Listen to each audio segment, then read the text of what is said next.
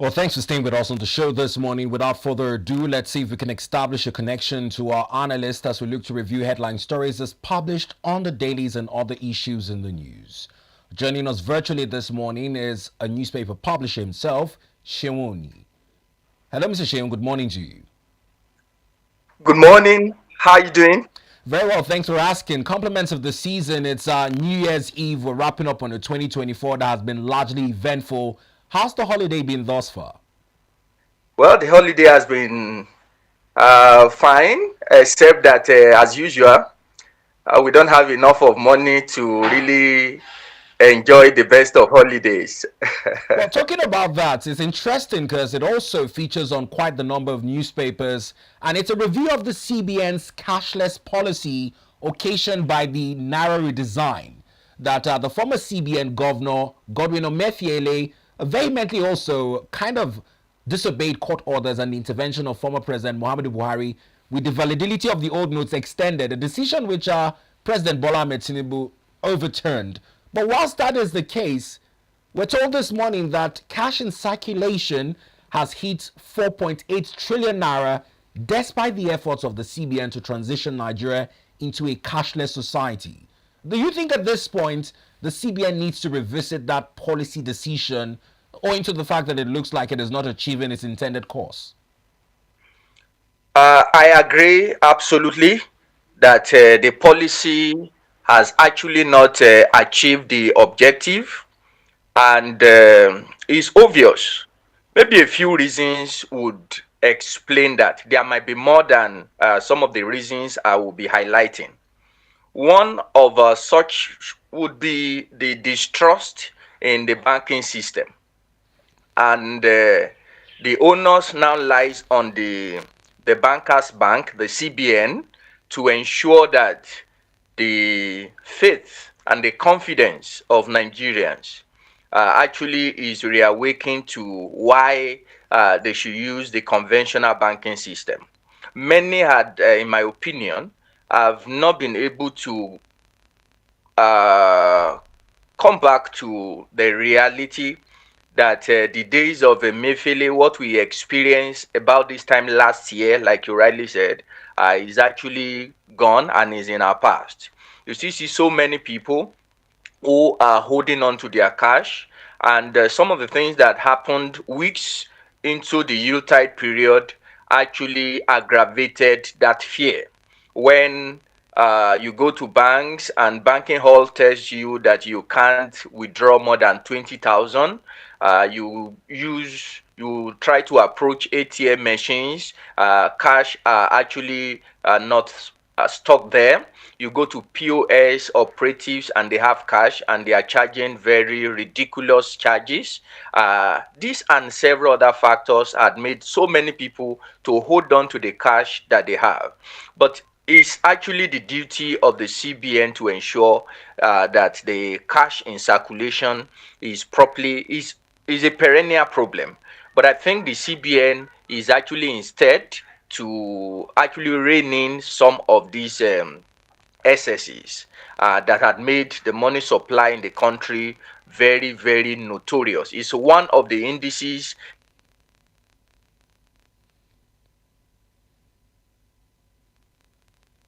Mr. Shewan, are you still there with us? I was keen on understanding the indices you were going to refer to, but it's interesting. Hello? Well, it may seem as though his network is faltering this morning, but he spoke on some key issues. And to start with, the trust deficit of Nigerians who operate commercial banks. Now, following the experience last year, especially ahead of the 2023 general elections that birthed the year 2024, with the narrow design policy as occasioned by the former central bank governor Godwin Emefiele, some of the reasons for which, man, he's been also tried. Now, if we have Mr. Shewan reconnecting, let's see if he can pick up where he left off. Welcome back. It seems as though your network is giving you quite the headache this morning. Yes, thank you so much. I'm back. You can pick up where you So, left. all right. So I was trying to explain that the CBN who actually, I think, in my opinion, caused that problem. There was panic, of course, about this time last year, and the distrust is still there. Several weeks to this Yuletide, people have started saying that we might have a resurgence of the Emefiele scenario where people will have issue withdrawing cash. So several persons refuse to use the conventional bank, and what that simply means is that you have a whole lot of cash in hands in circulation, using the technical term, and the big issue is that it will affect how the CBN, using its monetary policy tools, how they are able to change or affect the course of the trajectory of our economy. And that's a big one. Majorly, a lot of the policies that have immediate effect on the economy have been the fiscal side. But and one of the major reasons why the monetary policies have not been able to work as it ought to is because the CBN does not have a control of the money in circulation. That's the money supply side. All right. And the moment as the apex bank in the economy, you can't have, or you don't have a control of the money in circulation, it will affect how much you are able to. For instance, the CBN had been on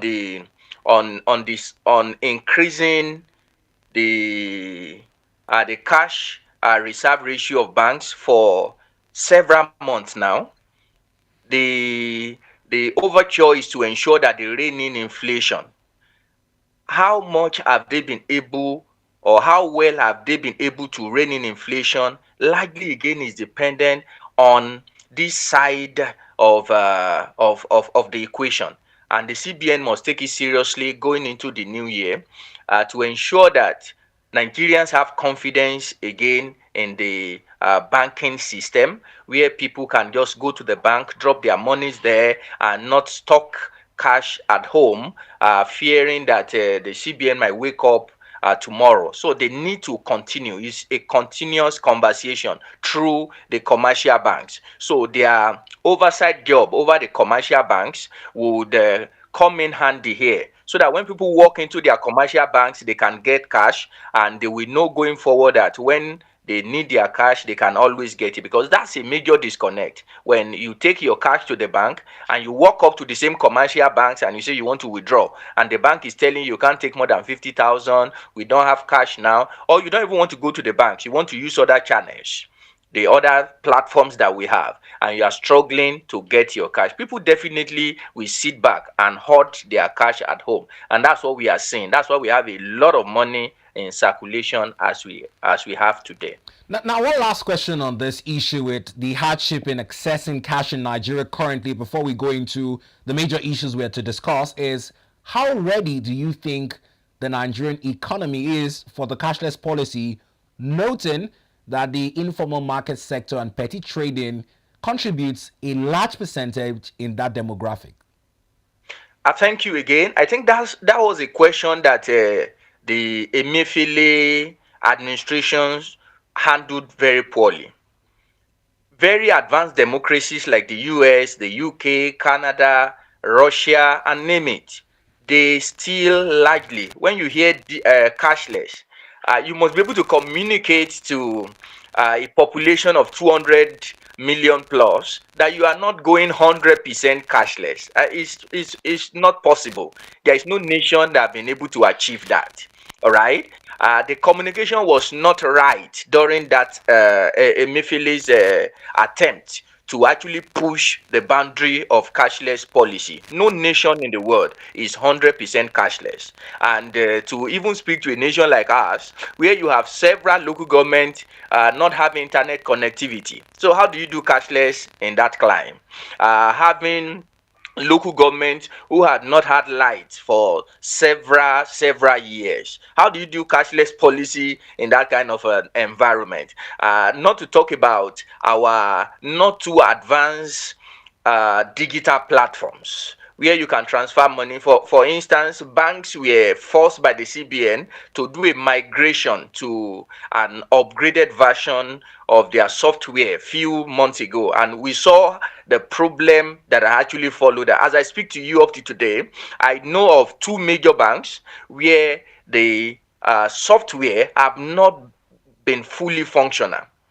I mean, major banks, one of the top three banks, for instance, that I bank with, as out of today, you can't check your transaction history on their digital platforms because of the upgrade from their previous software platform to the upgraded version. So you have those kind of bottlenecks in between that makes 100% digital, or what you call a cashless policy, impracticable anywhere in the world. And I'm not just talking about Nigeria. It's just that we have so many constraints in our own climes, and CBN must be able to communicate that appropriately using the various channels, the TV, the radio, the newspapers, and other mass media platform. That is not 100%. That was the thinking then. So people were scared. How on earth, for instance, somebody who does not have a phone, and you are talking about 100%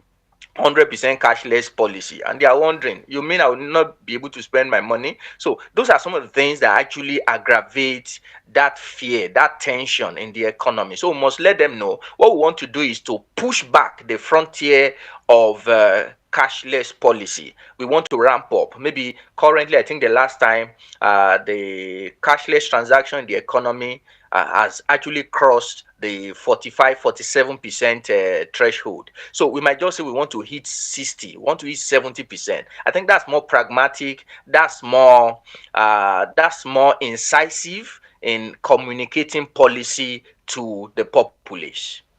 Well, I think that's a very nice place to leave it, and well said in terms of communications needed to further explain its decision to transition into a cashless policy.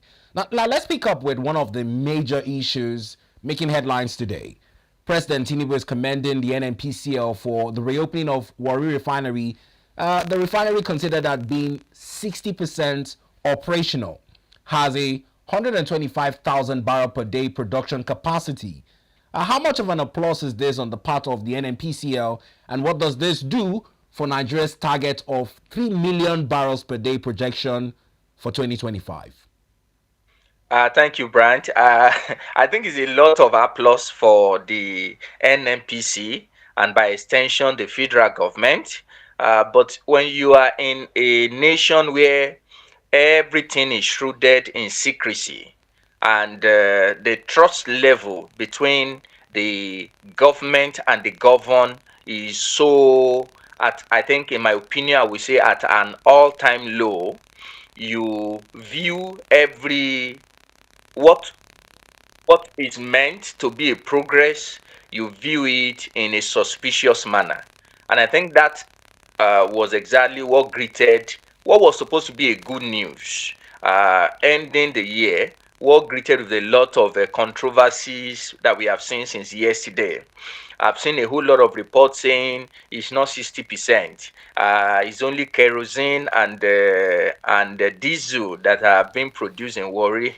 But that's comical. That's laughable because when you have a refinery that successive administrations spending trillions of naira, huge sums of money, billions of dollars to revamp and bring back to life, and we did not see anything. And suddenly, even if it is only kerosene, let's assume without conceding that it's just kerosene that they were able to produce it, I think is a step forward and it should be commended. So 60% level, that's commendable. It's just to go forward to go further to encourage the management of NNPCL to go further and ensure that the remaining 40% is upgraded, is revamped, moving to Kaduna as fast as possible and ensure that the turnaround job that is ongoing there is also completed. Go back to the second refinery in Port Harcourt and ensure that it begins to work at optimal. I think 2025, what Nigerians want to see And if you follow conversations since yesterday, what Nigerians want to see is that Nigeria moves from being a net importer of fuel, especially petrol, kerosene, and diesel, and now become not just a net exporter, but we also want to see prices of all these commodities, not just this 2 naira, 3 naira depreciation. We want to see very massive depreciation. Maybe in 2025, if we have fuel in Nigeria selling for maybe 600, 700 price bracket. I said it the other time that expert in the field actually said if we actually get things right, petrol can actually still sell. The price can be competitive enough if Dangote is producing at optima. The government refineries are also producing at optima, and we now have more supply than demand. We can get to a point where fuel in Nigeria can just drop back from the high 1,000 plus we saw that we are having currently. We get to a point where fuel begin to sell for maybe below 700. I think that would be where Nigerians can now say hooray, and we celebrate the revamping of our refinery in the country. Now, you've mentioned one key component of the products Nigerians are expecting. Whilst we're told that it has not actually begun refining crude into fuel, other distillants in terms of diesel are expected. Correct me if I'm wrong, because I don't understand. I thought that the refining process burns all these products which are distilled at different temperatures. Now, why is the focus only on diesel at the moment? Is it that the distillants that will produce PMS are not part of the components that the ongoing 60% functionality has seen? I think that's the right question, and it's good for our viewers at home also to understand this, because there is a whole lot of misinformation, disinformation. So I'm glad you asked this question for clarity for Nigerians who are viewing and who really want to understand what's going on. You must understand that this is a very old refinery that has different components. I'm aware it has 3 different processing components. All right. And in course of the revamping, what happens is that the part that have been able to be fully revamped is actually that part that works on distilling diesel, and partly part that distills kerosene. So it means, don't forget, the work is still ongoing. That's why he said that it's 60% performance. So the remaining work they are doing is to ensure that that component that works with distilling petrol is actually brought back on board. So what was celebrated yesterday is that part. In fact, is actually is said to be 2 of 3, but it's actually, maybe you can say 1.5, because the second part is not fully functional yet. That's from the feelers I got from some of our colleagues who went there for on-site, who joined the NNPCL for the on-site inspection of what happened yesterday. So in a few months from now, we expect that when the revamping of the other components is completed, we can now also have the petrol, and we have other components, like you rightly said, in the chains of things or that are actually produced from the crude. Now, in keeping with, it is also important that the age of this refinery and the turnaround idea of what it meant to revamp the refinery, you have talked about it being old. It will be assumed that in turning it around, it might have meant an overhaul to upgrade to higher technologies used in our production capacity. But are you certain that these 3 areas which you've spoken about have actually been said to have been optimized, or is it just more like a repair in the layman's term? Uh, Unfortunately, I will not be the right person to answer that. Maybe we'll find a way and bring Sunaya here so that Sunaya can give us a more, because one of the questions I also asked, I was privileged to ask that question some times ago. I was told the reason why it took this long was that the initial idea was to uh, probably digitize the complex so that the old technology will be phased out and the production there will be working based on the new technology. But I think several attempts were made and it did not work out. And so they are settling for something in between. Uh, Areas that needed to be scaled up that would not take very long time to do, they actually focused on those areas.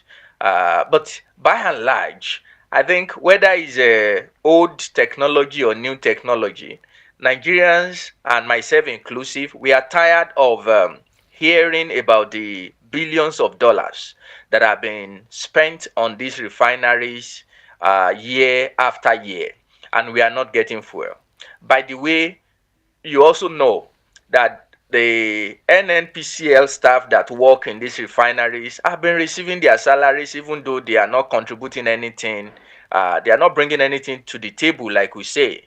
And we have this kind of, that for me is actually the area that we must actually look past whether it's a new technology or not. The joy is that it's 125,000 barrel per day complex, and we are told that we'll begin to see something in the region of 70,000, 75,000 barrel per day. And so when we begin to see that kind of improvement, it would close the gap of the consumptions where we are dependent on maybe a private refinery, for instance, that will charge at the price that he felt would make him to, or maximize his profit. So for a government refinery, for instance, it has that leeway to be able to set a more moderate price, and those are the type of advantages we are looking to benefit from the revamping of all the refineries going into 2025 and beyond. But for the technology, whether it's now digitalized, upgraded, or is just ensuring that the old one function optimally as it ought to, like I said, I will not be in a position to answer that honestly. Now, it's important to also bring in this second component, which we looked at as well. The NNPCR, Nupeng, and others are hailing the reopening, but marketers are also keen that this should, in some way, entail a drop in price. We've also seen the CNPP go as ahead as tasking the NNPCL on transparency in sales. How crucial are all this as we revisit the conversation of affordability and price for Nigerians in 2025? Thank you, but I've actually been hampering on that. It doesn't matter what rhetorics government wants to use. If all the refineries and even the licenses, the previous administration granted license to dozens of private refineries. If all of them actually come on board, and all the government refineries are also working optimally, and the price of fuel is still what it is today, it's not good news for anybody. It's not good news for anyone. And that's exactly what consumers and oil marketers are actually saying. And experts in that field had actually made it very clear that the margin to drop further is still very wide. We are still far from it. We are far from it. That's if you consider the reasons why prices went up. It was largely due to landing costs, tax, and several of these other factors in between. If we now distill locally, we should be able to remove those ancillary costs, because it means you are not paying landing costs, you are not paying custom excise duties, some of those things that actually led to the increase, very high increase in the cost of fuel. And the government are gracious enough to ensure that price is actually controllable, or pegged at a very reasonable this thing. They ensure that even when you are swapping fuel, that's for the private refineries, is done in naira. So you can actually work based on naira template, not dollar template that fluctuate. You know, we were celebrating some 2 weeks ago how naira is actually getting bullish against the dollar. But today we are singing a different song because naira suddenly has become bearish again, and so that's why the government actually graciously ensure that crude swap is done in naira. But if all these policies do not result to a drop in the price of crude of petrol and diesel and kerosene in 2025, I think it just simply means we are doing all of this for the bourgeois to have more money, make more profit out of the populace. And I think, in my opinion, that's not fair to Nigerians. Now, you've also talked about this angle of what we intend to achieve from 2025's budget, largely hinged on our crude production outputs. But now the target is said to be 3 million barrels per day in contributing what is expected to the overall target. How does Warri add to what Dangote and the Port Harcourt refinery is doing? Are you certain that with these three, we're anywhere close to that target? The crude oil benchmark is actually for our sale. Is for our sale, and so um, the way it's done, we'll be looking more at people who are onshore, what they are able to bring to some of, I think the 3,000 barrel per day will be inclusive of what we sell to Dangote Refinery, what we sell to the takeoff for the government-owned refineries, and what we sell to other nations. I think as of Q3, our biggest market for crude still the US, followed by France, and a few. I think the only nation in Africa that is taking out of the top 10 of our fuel should be Ivory Coast, and the fuel we are selling to them. As of today, I learned we are doing close to 2,000, and so it's a very, what do you call it now? A very optimistic goal to set at 3,000 when you just cross 1,000 plus into 2,000 plus. So it's a good one. But how we're able to do that will be dependent on how are we able to ensure that the current good climate in the Niger Delta, where we don't have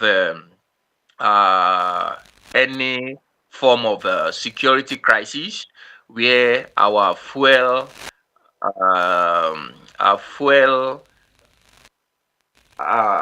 exploration and the transportation of crude is actually dealt a fatal blow. I think these are the issues going into 2025 that will help determine if we meet our target or not. But I think Nigeria is too big a country for even that volume of fuel that we are giving. That's if you compare us to nations like Qatar, Saudi Arabia, Russia. If you look at our population and the population, except Russia, who has a higher population than Nigeria, all these other nations, they are like a few states lumped together in Nigeria.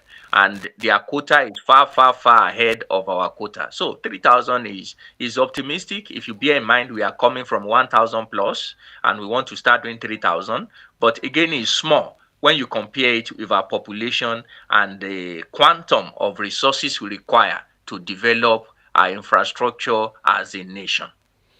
Let me reference a statement made by President Bola Ahmed Tinubu at his Bodilon residence in Ikoyi, Lagos, and it's also from our neighbors in hindsight. The president says, and I quote, "We cannot continue giving away subsidized fuel while neighboring countries benefit at our expense. Like Father Christmas, I have no regret about removing the subsidy. It was necessary. Borrowing is not a crime if judiciously used for long-term projects. We are investing in critical sectors such as roads, internet access, electricity, and power generation," unquote. Now, that statement also in line with our fuel and the fuel price is what many are questioning. as to how prices in Nigeria affect other countries and the porosity of our borders. Now, with the coming on board of more refineries, it would mean the coming to play of more marketers in this respect.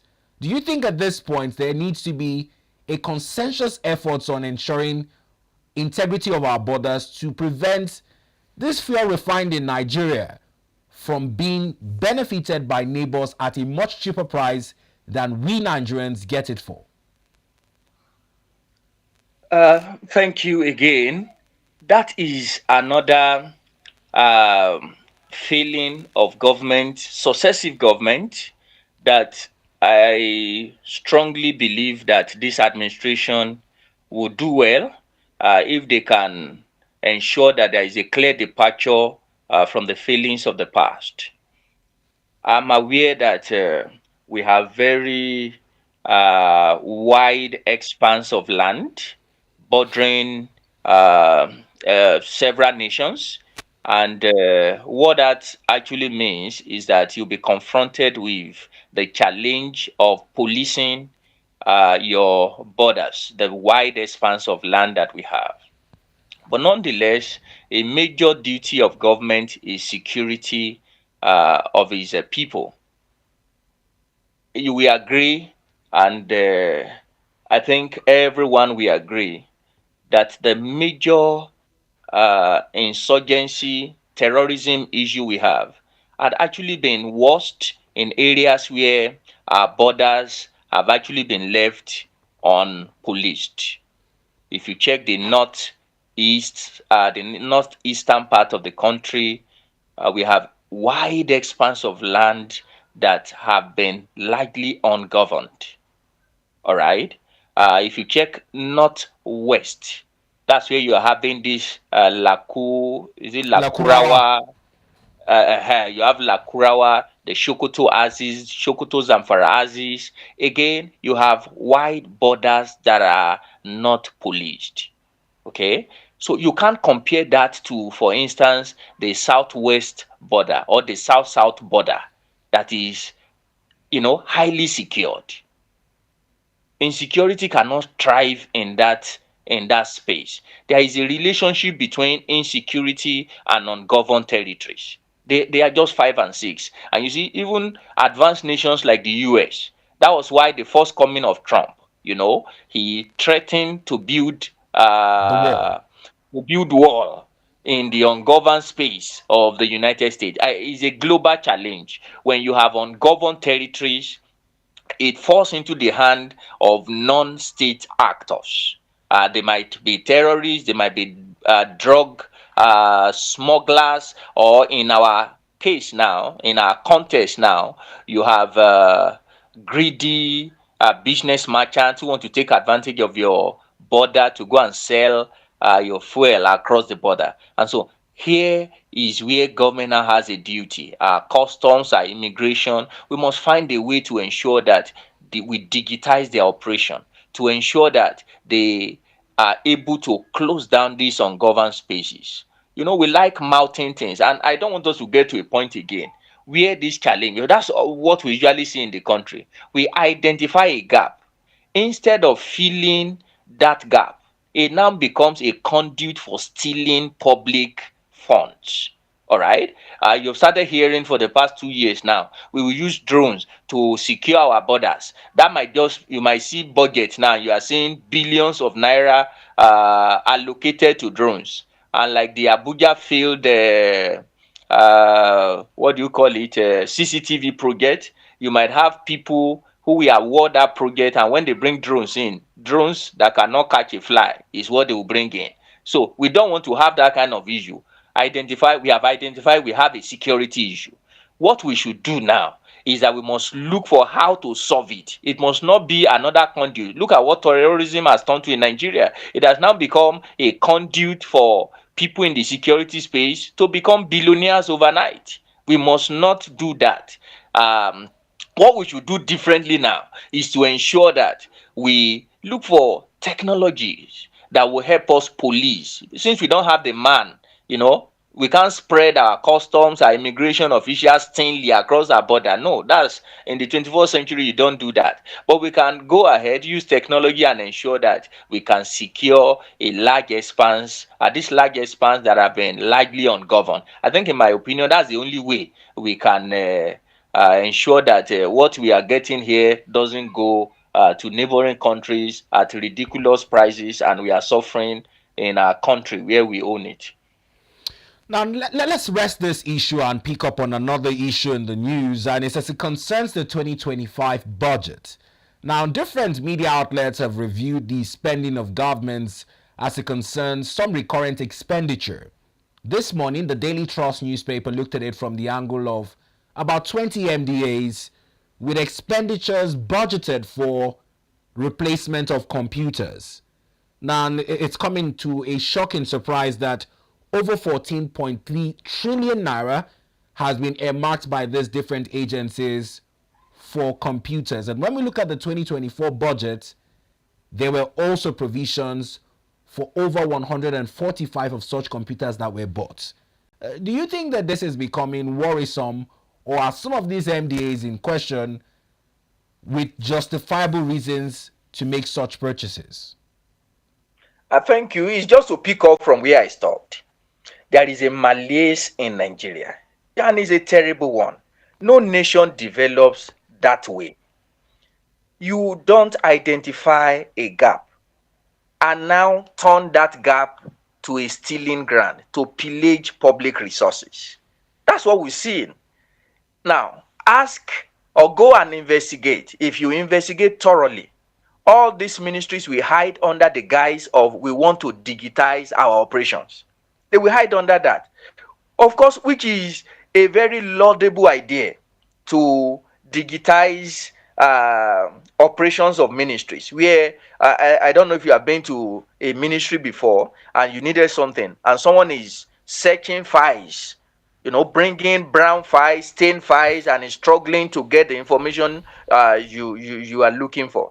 So they will hide under the fact that they want to transition from that archaic way of managing systems in ministry to a digitized one where you need computers, you need all the latest gadgets. But sadly, that will now become a stealing fee after year. So that is where monitoring and evaluation comes to play. That's where it comes to play. And we can borrow a leaf. I think the government can borrow a leaf from the soon to be sworn in former president of the US. During his campaign to cut and ensure transparency in government, he actually announced Elon Musk and one other person that they are going to oversee a body that will ensure transparency in the spending of the United States government. I'm not saying we should fund another, there is a way we want to solve a problem, we create another problem. We want to cut down bureaucracy and we'll set up another committee, and the committee is again taking huge chunk of government resources. That's not what I'm trying to say. I'm trying to say that we need to get to a point where ministries, if they really need computers to upgrade and transition from archaic way of doing things to modern way of doing things, they must be able to do that transparently. And that will take me to what many people in the finance space, what they have been advocating for a very long time. Can we please just stop this envelope system of budgeting in Nigeria? The envelope system of budgeting is a very ridiculous one, where the PAMSEC in cahoots with senior members of ministries, we just take the last year budget and just go through the line item and just change a few things. If you want to understand this thing better, just take last year budget of a ministry and this year's budget and start looking through. You will see that the difference is that they just clean figure where they wrote 30 computers. They will change it from 30 and put 35 or put 25, maybe add or reduce. They will go to another place, and so that's the enveloping system. We must go beyond that and begin to look for a way to begin to do a neat assessment based budgeting, where the only thing that will find its way in his budget are simply things that have that will bring what we call in economics the highest rate of return. So these are the things we must focus on as a people, especially when it comes to the expenditure side. All right, the expenditure side of the budget, we must be very careful that year after year we are not budgeting for spoons and plates as if annually we throw away the old spoons and we need to buy another spoon. We throw away old computers and we bring in new computers year on year. No, nobody does that. Okay, and this again will tell us that as a nation we still have a long way to go, where ministries can do this very brazenly year after year, and the National Assembly that is saddled with the responsibility of oversight, they've not been able to do anything. It's just noise, and eventually they will still pass the budget of these ministries. And so this is where we are as a nation. Now, there's also the concern of the Justice Ministry trips and vehicles, which has also been earmarked to GOP 2 billion naira. Again, with trips and vehicles purchases, is a concern that has sparked some CSOs calling on the National Assembly to scrutinize these budget proposals. For the Justice Ministry, the vehicles and trips again, I don't know, help it make sense, Mr. Sheung. But like you have just said, it doesn't make sense. But you know, Nigeria, we have gone to a place where things that don't make sense have actually become the norm in our system. Things that make sense are more like the exception. So that's where the National Assembly has a whole lot of work to do. Let the minister come and explain. It's called line items. They should pick it one after the other. Possibly don't do a live broadcast so that somebody is not saying you want to wish hunt. It can be closed door, but they must ensure that line by line, all the items are explained. Why do you need to travel this much? What are you traveling for? What's the benefit? Is it necessary? Do a cost benefit analysis of line by line, what they've included in their budget. I think that's how a nation that is forward looking, that is development oriented, that also wants the very little resources to deliver the optimal benefit for the populace. That's the thinking. That's how they behave. And we must start behaving that way too as a nation, because it's becoming alarming when year after year ministries budget for vehicles, ministries budget for computer, and I will not even talk about the ridiculous one in the state house, where ministries are actually budgeting for entertainment. And if you see some of the things they put in under the entertainment, you will scream to the heavens. And so we must get things right in this country, especially with our budgeting. We don't have all the resources. Why now waste the very little resources that we have? Why do we allow it to be stolen? That's a question that is begging for answer. Well, another thing that has been dubbed to be stolen by the wider world is our best minds and brains. This morning, the Guardian newspaper awarded the award for President of the Year to Nigerians in Diaspora, who are now being dubbed the new crude oil, owing to the metaphorical nature in which they are much sought after. Many Nigerians believe that another channel to excellence is leaving the shores of the country in what is now popularly called Japa. Now, whilst the diaspora remittances is also one of the key ways in which the country gains, the challenge is in balancing the conversation on losing our best minds and brains and while still being the talk of the global value chain. How do we balance such conversations, in your opinion? Oh, well, I think I have an unconventional opinion about this. And my opinion is based on a few just a little understanding I have about the developmental trend and trajectory of nations. Um, this Japa issue, if we are not careful as a nation, we might just think it's a Nigerian issue. It's actually not a Nigerian issue. I think nations, what we call migration, is a major crisis globally. While irregular migration has been the spotlight, where people travel through wrong route and all of that, a major challenge for virtually most nations in the world is actually regular migration, where people see greener pastures in other places, where people want to go and get some skill set. In Nigeria, for instance, before now we used to celebrate those in the health sector that they are getting paid, they have the best of emolument. But it's not like that again. You are aware how FCT resident doctors, how they threaten to go on strike because of very bad work environment just a few days ago. And it's that if you go across the country, the conditions that they are getting is terrible. And you are in a digital age. Other nations are advertising and they are giving better perks for a similar role you are performing here. So it's just human. You tilt towards where you think you are getting the best of support and perks as a human being.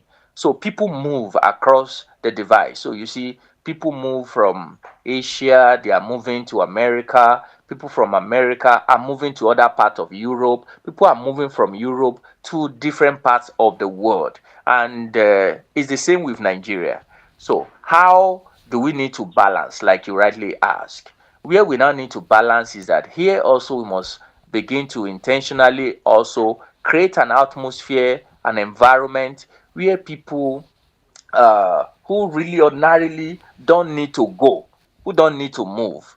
We have the basics of life: shelter, clothing, feeding.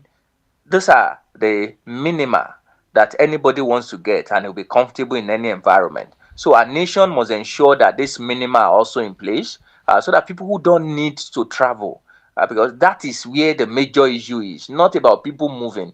People will have to move. There are some courses, for instance, that no university in Nigeria actually currently runs. So you want to travel abroad to go and do those kind of things. There are some advanced technologies that you need to be exposed.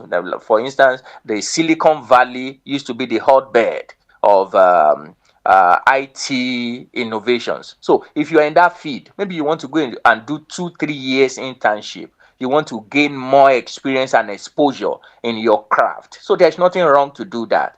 But when everyone, maybe somebody is a banker in Nigeria and doesn't mind being a cleaner in another country, that says a lot about your country. And that's where the government must wake up, where we don't see PhD holders going to US, UK, and different parts of the world and becoming taxi driver. That is brain drain at its worst. And the government must work on ensuring that those kind of things don't happen. And it's a long way, if I must tell you, it's a long way to go. Now, it's important to hear you make these examples because they stand out for themselves. Earlier, you had said that the government owes its people at least and at most security. This morning, the fifth issue in the news is on counter-terrorism efforts of the government. We're told that terrorists have deployed new means of attacking using specialized drones, that the federal government is making plans to deploy radio frequency jammers to prevent such drone attacks. We've seen recent attacks in Sokoto. We've seen the issues in Zamfara. The northwest, northeast corridors are constantly a hot spot. What do you make of this tactics that the federal government is making public that it is planning to deploy? Unfortunately, I would say it is regrettable that the NSA with our military are thinking about defensive method instead of being proactive. We have been greeted with news. I mean, years before now, the Nigerian Army has actually upgraded, and it now has tactical drones and all of that. And so it's until terrorists started using drones to attack our military formations that we now want to look for a quick fix to jam and all of that. It's laughable when I read that. That is sad that is terrorists now that want to teach us how to jam drones and all of that. What we've not mastered doing. I really don't know how far we go in that. But I think the proper thing is for our military to look inwards and ensure that it modernizes its operations. We should be the one using drones instead of wasting our men in the front lines, going to difficult areas. We should be the ones using drone to pursue and push back on terrorists and insurgents. It shouldn't be the other way around. The Now, fact Mr. that Shehu, the use of drones and technology have also been drawn into question following the accidental bombings that have been recorded this year, most recently in Sokoto and prior to now in Kaduna, where civilian casualty was the most hit as against the intended targets, the terrorists. How would you justify the use of this technology by the Nigerian Air Force now that is leaving a huge toll on civilian lives? I think that area again is neither here nor there. Admittedly, there were what you call error in the geo location of the usage of this technology. That simply tells you that whosoever is in charge actually had either a bad training or maybe the training is not enough. So it simply means it calls to question the training, the men who are handling those drones, the training they actually had. That's number on one hand. But you must also understand the scale of the war against terrorism. That you see, sometimes, like the one that happened in Sokoto now, the jury is not out. But from the early informations gathered there, what you actually call bombing society, bombing small villages and civilians, don't be surprised. You might just have people in those villages who are shielding these people, who might be shielding these people. And the drone will get the actual, the movement of the people, but you have villagers who are there, who are shielding them, possibly even giving them information about the movement of Nigerian troops. And that is where technology comes in handy. You can see it. So before you are hitting any target, you have gathered as much information as possible. I know we are short of time, but just to quickly point to what happened between Israel and the Hezbollah. You know, the attack on their pager that happened a few months ago was actually preceded from Washington Post explainer, was preceded by about 20 years information gathering and infiltration of their ranks. So when the attack was to be done, there was minimal error because you have done a detailed job. So when you have technology making mistakes and errors leading to civilian casualties, it is always because it's not preceded by thorough work. So we must go back, get our acts right if we want to deploy technology so that we can prevent and minimize this kind of errors. Mr. Sherwin would rejoin you shortly just to have this conversation further extended by a few minutes. But whilst we look to rejoin you, I'd like to also highlight some statistics for our viewers just to keep the issue in perspective. Now, much like Mr. Sherwin had said, the issue might not be neither here nor there, owing to the fact that some communities have been accused by the Nigerian military of aiding and abating this terrorist. On the other hand, there are conversations of the terrorists also using community dwellers as human shields to prevent the strike from the military and the Nigerian Air Force. Sadly, the first major occurrence of this in 2024 was in Kaduna on the Eid el-Maulud day, when worshippers were the targets of an airstrike that left a few dead. Compensation was paid by the government to those families. Calls for probes were echoed across media platforms. But sadly, in Sokoto, just a few weeks ago, again, a death toll left a few scores dead as the Nigerians' Air Force strike hit community dwellers again whilst they were targeting terrorists. Now, Mr. Seun Oni, the editor for Daily Courier, had pointed out some errors in the geolocation settings of such aerial attacks. Now, many also call to question the training and capability of those handling such aerial drones in what should have been accurate strikes. Across the world, we see terrorists, high-level terrorists, taken out by the US, even in a convoy, in a moving convoy, where a single person is targeted and the strike is done to execution. Can it be upskilled in the Nigerian perspective to get to that level of clinical strikes in fighting terrorism? Whilst we're told this morning by the papers that even terrorists are now using drones for the attack, and in counter-terrorism efforts, the federal government is set to deploy jammers to prevent their signals from operating within ungoverned territories. Now, this morning, Amnesty International has also lent its voice to the conversation. Amnesty International is urging President Bola Ahmed Tinubu to probe 436 deaths in accidental bombings. 436 deaths in accidental bombings. Now, whilst this is the case, this year, the 6 geopolitical zones of the country have been plagued with their own unique insecurity challenges that have also led to the deaths of several Nigerians. Whilst in the southeast, there is talks of the IPOP ESN network. In the middle belts, states like Benue and Plateau have had issues along agrarian lines, and most of them have been tagged either land grabbing or conflicts between farmers and herders. This has also led to the mass exodus from communities. Now, this has largely also affected conversations on food sufficiency when farmers cannot access their farms. President Bola Ahmed Tinubu, in addressing the issue, also constituted the Ministry of Livestock Management. But whilst these issues are largely unaddressed, going into 2025, there are several warnings about the severity of food shortage and how they can be best addressed. Before we reconnect to Seun Oni this morning, let's refer to a paper that also talked about it from the angle of mass exodus in Zamfara communities, where 50 communities are projected to flee owing to threats from a notorious bandit kingpin, Bello Turji.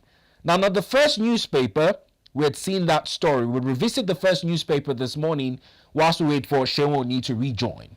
You'd find that headline: Mass exodus in Zamfara. Bandit leader Turji's deadly threats force over 50 communities to flee. Now, the challenges with some of these communities where you hear their mass exodus is also associated with the deposits of mineral resources. The Zamfara state government took it as far as outlawing illegal mining activities. But it will interest you to know that some sources, speaking with our correspondents, had told us that community dwellers now willingly take themselves to the illegal mining sites run by bandits, get recruited, and get paid. Bello Turji particularly has also been seen on social media, handing out palliatives to communities, recruiting vulnerable community dwellers to join his force and also participate in the ill gains from illegal mining. Now, I don't know what can be done, but illegal mining has also been linked to some of the challenges with social injustice being spelt out that continues to aggravate terrorism, insurgency, and banditry. Now, we still have Seun Oni on the line, and I'd like to get his thoughts in line with this development. Now, Mr. Seun, this issue in Zamfara with Bello Turji and the alleged recruitment of community dwellers into illegal mining in the state. I don't know how it can be curbed. The government has outlawed it, but the challenge remains. In treating this conversation, what would you prefer? Thank you. I think the issue there is beyond just what we call a strict jacket solution. It will be a bit difficult, like you actually said in your preamble. When people are giving as low as 2,000 naira to recruit them, and they are cool with it. It tells you the level of poverty that is so widespread in that part of the country. And by the way, uh, they have governors, they have local government chairmen who are saddled the responsibilities of taking care of their people. So to resolve this issue, we must go beyond just the kinetic style of fighting insurgents, fighting kidnappers. It goes beyond that. We must find a way to ensure that the primary breeding ground, which is poverty, a lack of basic social and economic opportunities, is actually availed in that type of environment. And that's the responsibility of these other tiers of government that are closest to the people. Abuja can mobilize army to come and fight terrorists, but I don't think Abuja will be able to handle the day-to-day issue of feeding, clothing, and providing economic opportunities for the people there. Uh, when we get it right there, then we can begin to see a semblance. Because what we have seen over the years is that the army will come in, do a very heavy push, heavy pushback on these guys, and they will run to go and hide. And don't forget, the terrains of this place can be very complex. You have rocky places, you have very dense, bushy areas. So they will just go and hide in these very difficult terrains. After a while, they start coming out again. And so it's a circle. So to break this circle, we must go and ensure that what actually precipitated this problem in the first place, poverty, very little economic opportunities for people to thrive, when we sort that out, then we can now use the other aspect of military coming once and for all. Those who are hardened and refuse, like what we saw in the Niger Delta, when government gave opportunities, those who are serious with their lives, they embraced it. Some of them went back to school, some of them learned new skill sets, and the society is better for it. So government must also think that way, especially their governors, the governor of Zamfara State, the governor of Sokoto State, all these packing people and giving them spaghetti and indomie in the name of empowerment will not solve anything. When they finish eating this food, their problems still persist. So we must solve this problem once and for all. The level of poverty in this part of the country is too high. And their governors, it's high time their governors actually wake up to their responsibility and stop all this junketing to Abuja to collect money share and leave their people in abject poverty. I think, in my opinion, that's the best way to look at this, because we have been dealing with the same thing. We are just running in circle, and we are really not moving forward. Now, bringing it away from Zamfara down to the middle belt a bit, it is also with the challenges with the continued attack of certain farmer communities by alleged herdsmen. Many thought that there would be respite following the coming on board of the Ministry of Livestock Management. But this issue continues to rear its ugly head in Benue and Plateau states. What would you also prefer in line of this? Benue, I think the middle belt where we have Benue, you are part of Plateau and a part of Nasarawa, Taraba also. But currently, I think it went down a bit, and so we're celebrating. Suddenly, they struck again in Benue, and we are where we are again. I think Benue issue looks to me like more of uh, what do you call it? Farmers and all these headers problem.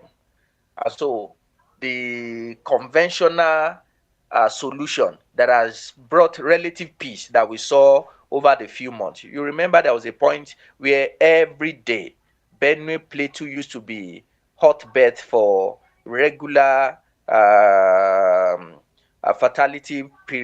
mortality period due to this issue of terrorists, kidnappers, and the rest of them. So for several months we had respite. The question should be what was done during the period that we were not having daily killings in the Benue and all of that. And so military should understand that the strength of these people is when you create that atmosphere, that environment for them to thrive. See Kaduna Abuja Expressway, for instance, that at a point it became a nightmare. Nobody wants to travel from that place using that route. But what the military did at some point was that that place permanently became a very militarily active zone. You know, when you travel 1 kilometer, you are seeing a military activity. You are seeing military people stationed. And that takes us back to what we said earlier. When you have huge ungoverned space, you have this kind of people just run rough shoulder and do whatsoever they like. So military must go back and must not rest on their oars. You know, there's a tendency to go and start saying that we have been able to curtail them. You now move some of the military guys from where they are to another part of the country. So before they even reach where they are going to, these guys, they are just waiting for an opportunity to strike. So the military must not give them that opportunity to strike because it has become a big business. And people are actually making a whole lot of resources from kidnapping and attacking farming societies. You know, Zamfara own got so bad at some point, and even part of Sokoto, that farmers have to pay certain taxes before they are allowed to go to their farm. I don't think it has gotten that bad in Benue, the Middle Belt, Essex. So the military just have to wake up. The relative peace we saw a few months ago, before we started seeing these pockets of violence again, they must go back and ensure that they take charge of the security architecture of that part of the country. Now, we'd also look at other geopolitical zones, and before we go to the next, let's just cut across to the southeast in line of the recent reports the gunmen have killed 5 security operatives and 2 others in Anambra. This seat at home in some southeast states and the continued attack of IPOB ESN, the conversations with Simon Ekpan Nnamdi Kanu also in question. What's your take on that? Well, the Southeast is one part of the country where anytime I speak about that region of the country, I speak with a bit of nostalgia because that's one region of the country that holds a lot of promise, but violence and needless agitations had actually caused a setback to that region of the country. You know, unlike the northeast, northwest, where you have very wide, ungovernable space, the southeast is actually that part of the country where you don't have so much wide expanse of land. To put it in perspective, the entire 5 states in the southeast, their landmass is just like maybe 2 states. Maybe you put Niger and Borno State together. The landmass of these 2 states is more than the whole of the 5 states in the southeast. You can actually fact check that, but that tells you that it is an area where military activities ordinarily should quickly have immediate impact. But military activities can't have impact in a region where people see the government security apparatus as their enemy, and then that's a big issue. So there is a need for the federal government to be intentional about the southeast part of the country. There is this sense of marginalization. There is this sense of being left alone in that part of the country, which has actually led to the citizens not having so much regard for what should be government respected organizations like military, the police, and what have you. And so I'm part of the people who believe that uh, maybe somebody like Nnamdi Kanu, that has been a major talking point, maybe going into 2025, government should find a way of possibly, if they can get a commitment from him. I know there is a hurdle of the court and all the rest, but maybe if government can actually use what we call, I think what they usually call the carrot and the stick approach, maybe the court processes can still be going on, but maybe have also a conversation outside of the judiciary system where people who can placate some of these guys who are running amok in that part of the country to shed their sword. We saw it, like I highlighted earlier, we saw it in the Niger Delta. They spoke to the guys who can speak to guys holding guns, because those guns, some people gave them.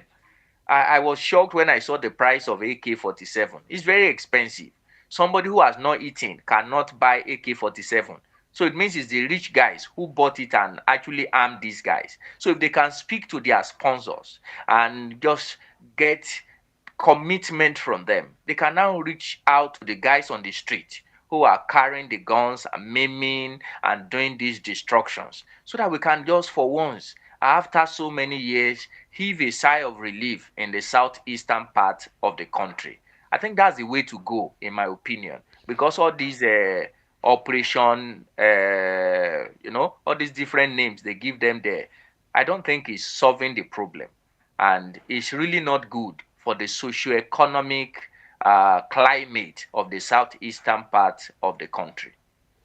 Well, in resting the security conversations, let's just talk about the economy in closing, especially with some of the political impasses that have affected key states when you look at IGR.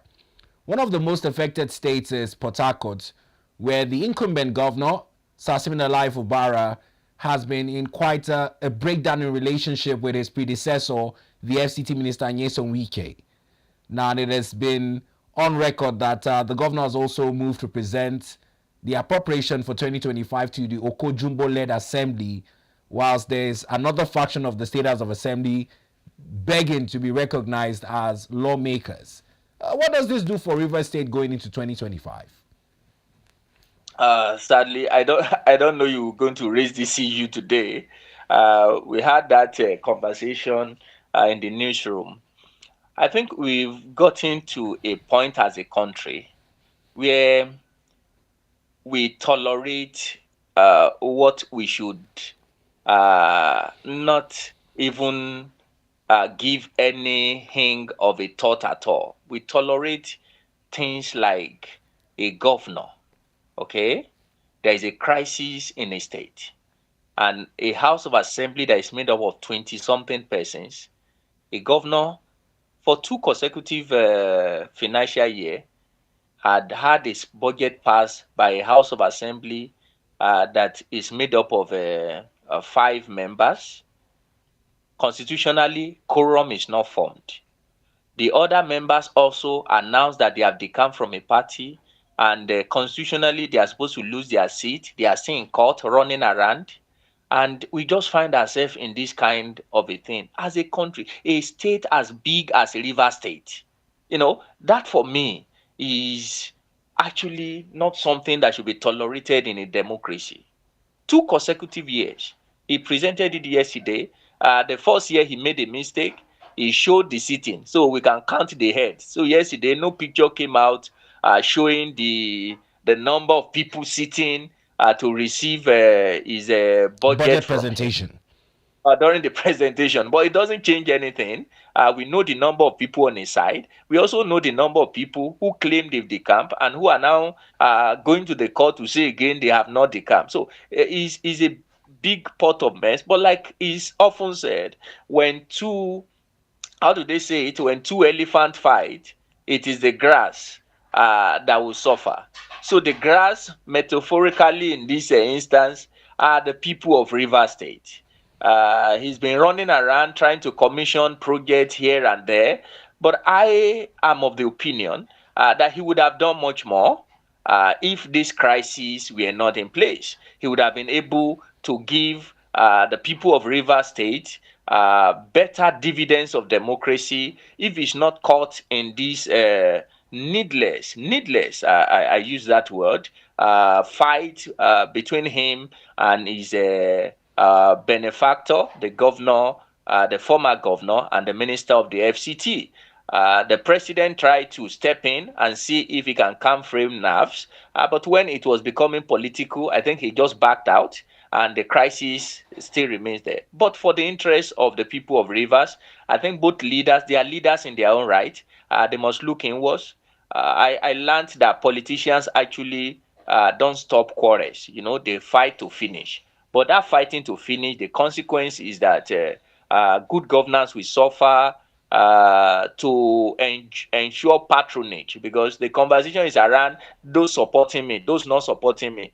That statement, those supporting me, is just a pointer that public resources is going into private hands. Anytime you are hearing those of you supporting me, those of you who are not against me, is just telling you the direction public till is public resources is going to, because you have to oil those machineries. That's how politics work.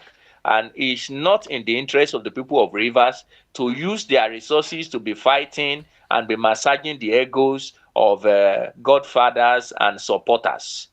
Real governance should take the central stage in Rivers State in 2025. And the only way that can happen, this quarrel that they are emerged in, must be sorted. And our court system also is not helping matters. Just let us know who are the legitimate House of Assembly. We would have gone past all this.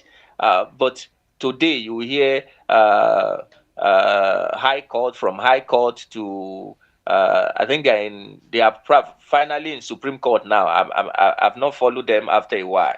But our court also must be fast about things like this, so that you don't use 4 years and you are litigating over who is the authentic House of Assembly, who is not the authentic House of Assembly.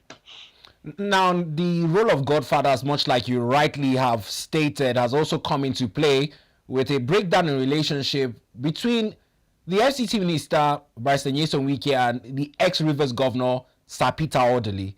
Many have talked about the fact that elder statesmen, much like Sir Peter Odili, need to join the conversation in settling these two warring factions. Do you think that in Rivers State, the elder statesmen have not lived up to the honors in resolving this issue, or has it been much politicized ahead of the 2027 prospects in Rivers State? Well, that should be the normal thinking. But you know, Nigeria, we've gotten to a junction where nothing is really normal in our thought patterns again. And somebody like His Excellency Peter Odili, you know, I don't expect him to be embroiled in this crisis. When I heard his comment, I knew that the crisis is far from getting off with. I just know.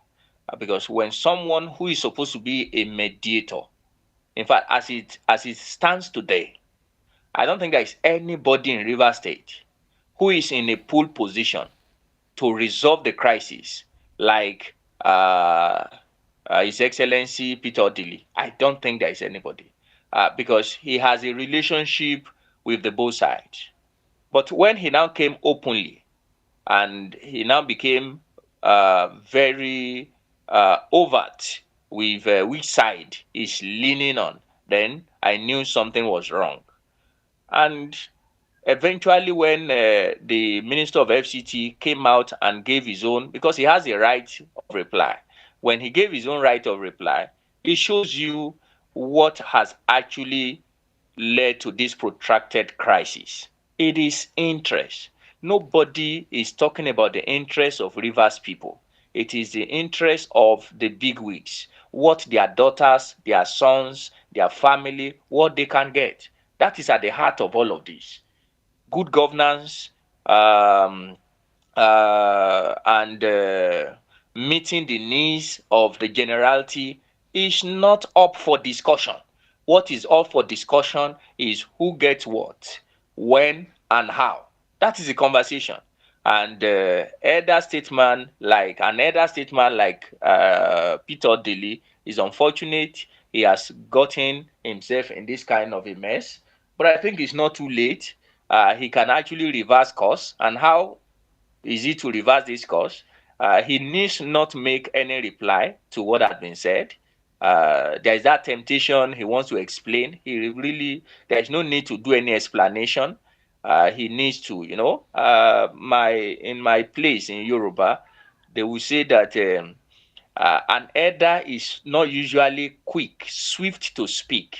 Rather, an elder is swift to listen, and that's exactly what he needs to do. He just needs to listen more, know what are the fears, what are the pains, what are the concerns of both sides, so that eventually, because somehow they are one big political family. And I always tell people, I maybe due to the number of years I spent covering politics, I know something about politicians. They can rock the boat for many years. One afternoon they will come and sit down again and say they are resolving issues. So if you really don't understand the temperament of average politicians, and I'm not talking about Nigerian politicians, I'm just talking about politicians generally. It's just in their DNA. When their interests don't converge, they can rock the boat. Okay. People who are in the boat, they just survive, get one life jacket for themselves, swim out of that crisis. When eventually those who will sink and die and all of that, they are not bothered. Someday they can sit back again. The two of them who rock the boat will sit back, make amends, and start sharing the spoil. So those who have died, who have lost their life, who have been amputated, and who have been seriously battered, you'll be regretting why you took side in the first place. So nobody should take side. It's just politicians doing their thing. When election comes, don't be surprised. Some of the people who are following Sim Fubara might join to Wike's side. And some of Wike's closest friends, when 2027 is here, will jump ship and join Fubara. It's about interest. So Now, in wrapping up, let's look at another state that has also, much like Rivers, been the talk of town in terms of the drama that has ensued in relationships between an incumbent governor and his predecessor. Kogi State, sadly, and bordering on alleged economic crimes, has been the talk of Governor Dodo and his predecessor, Alhaji Yahya Bello, following the dramatic circumstances before his arrest and the bail granted by EFCC. In reviewing that topic, many have talked about a shared immunity, which is wrong in some perspectives. On the other hand, people also talk about it as a witch hunt. But in the honesty of what you think is the issue with allegations on misappropriation of funds, how would you say this issue can be best explained? well, thank you. I followed very closely the events in Kogi State. Maybe because that's my second state. I grew up, schooled in Kogi, and apart from my Yoruba, I can also speak two of the predominant languages in Kogi because I grew up. I was born in Igbira, schooled in the Okun part. So I've always have interest about Kogi politics. The ex-governor, I think a major problem that he has was his uh, his level of maturity in handling governance issue. His maturity in handling governance issue, especially during his why he was struggling and trying as much as possible to impose someone after his exit from office. He did a few things that are not right. and I'm using that word right, when you are talking about the legal frameworks. And he was doing it thinking that some of the closest aides to him are in the same in agreement with him. But like I said earlier, when it comes to politics, it's about interest. So eventually, when he decided on who his successor is going to be, some who thought they were very close and might just be his peak actually felt bad, and they were aware of some of the illegalities that were perpetrated. So to eventually, when he left office, they were the ones who availed EFCC and some of the other government agencies the documents that have been used in dragging him. So for anybody to say it's a witch hunt, I think that's not the right word to use. It was not a witch hunt. It was somebody now left to face the music of the activities, his doings and his undoings while in office. Now, you must also not forget, if you want to contextualize the Kogi issue, that the incumbent, that's Governor Usman Ododo, actually came absolutely through the goodwill of the former governor. So it's just normal. He wants to show that he appreciates the goodwill and the support that the former governor gave him to assume the saddle. And he took that too far, of course, trying to shield him one or two occasions. But from the insider report I got, his colleague governors had to speak to him, the type of damage he's going to do to his own name, and that was why they had to find a way to ensure that the drama of using immunity to shield his predecessor actually comes to an end, and his predecessor had a soft landing, because we have seen that the EFCC that we're talking very tough prior to that point suddenly now also fell in line. But I believe 2025 is going to show if the political arrangement is actually anything to go by, or the government will actually wake up to its responsibility and prosecute the case thoroughly and ensure that justice is not just done, but is seen to be done. I think, my opinion, Kogi issue should be a lesson to anyone in government that no one will have immunity forever. Maximum, according to our constitution, you have 8 years. And after 8 years, whether, and I'm talking about also Mr. President, someday you are going to leave office, and state apparatus like the EFCC, the Nigerian Police Force, and the rest of them might just wake up to their responsibility and do the right thing in the interest of public justice. I think that's what's playing out in Kogi State. I don't think it's a witch hunt. It's just someone being a bit reckless while in office, and now state institutions are just doing normally what they were set up to do. So that's what's playing on in Kogi State. Now, in reference to the presidency, many might beg to disagree with you, citing the CBN issue with the former governor Emefiele and how, in all he has been accused of, somehow former President Muhammadu Buhari has been absolved of any relations, even when Mr. Emefiele reiterates that he received approval from the president for a number of the issues he's accused of. Well, I'm surprised that people are surprised. Because notice advanced democracy. Let's speak US, because that's usually a case study for advanced democracy. The first president to be prosecuted out of office after hundreds of years of democracy was Donald Trump. It's just that way.